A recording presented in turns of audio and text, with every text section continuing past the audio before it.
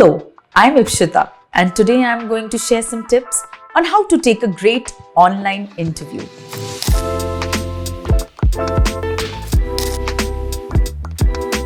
Interviews on video calls are complicated, but with right approach, you can ensure a good professional experience for the people you are interviewing online. Tip number 1, use open-ended questions. When you are interviewing someone, you need to establish a positive connection and give them the freedom to respond as they want. This often depends on how you ask your question, just as much as on what you ask. Asking questions that lead to a simple yes or a no will lead to a one-sided interaction rather than a true conversation. For example, instead of asking, "Do you enjoy your job?" ask an open-ended question like, "What are you currently working on?"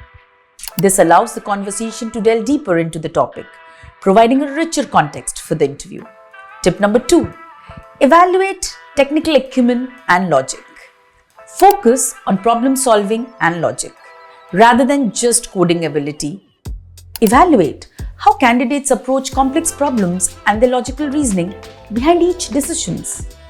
This approach helps mitigate pre-interview jitters and paves the way to an equitable assessment.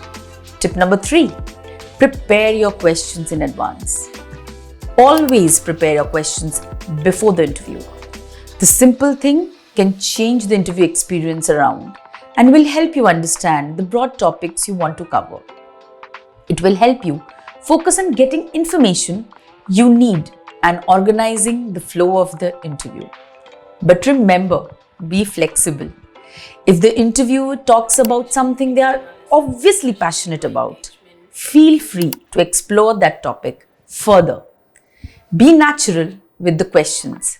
Sticking too rigidly to your script can make any conversation difficult.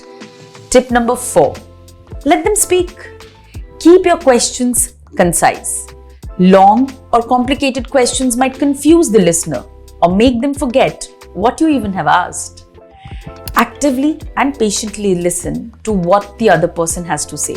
It will help you understand not only the content of what the candidate is saying, but also their enthusiasm, hesitation, and any verbal cues that can give a deeper insight to the role. Nodding or simple gesture are enough to show you're listening without interrupting.